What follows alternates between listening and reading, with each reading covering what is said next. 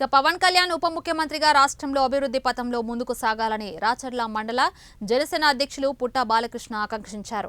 పవన్ కళ్యాణ్ బాధ్యతలు చేపట్టిన శుభ సందర్భంగా అనుములపల్లె జంక్షన్లో స్వర్గీయ వంగవీటి మోహనరంగ విగ్రహం వద్ద జనసేన అభిమానులు భారీ కేక్ కట్ చేసి సంబరాలు చేశారు.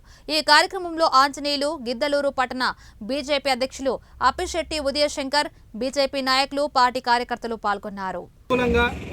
ఆయన శాఖలు తీసుకోవడం జరిగింది.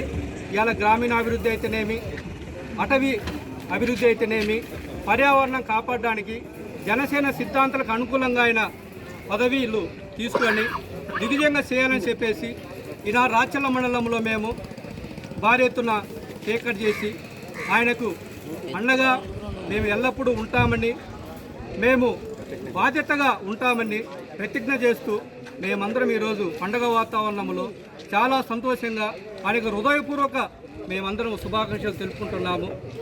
రాబో రోజులలో మంచి పరిపాలన, అట్లా అనువగ్న ఇట్లా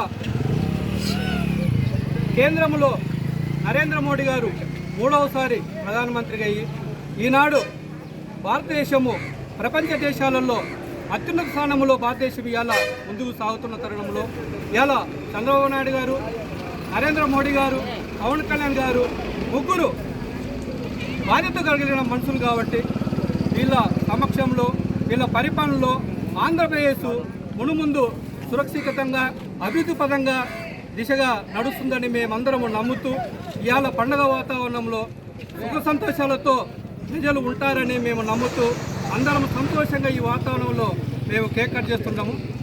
జై హింద్. జై హింద్.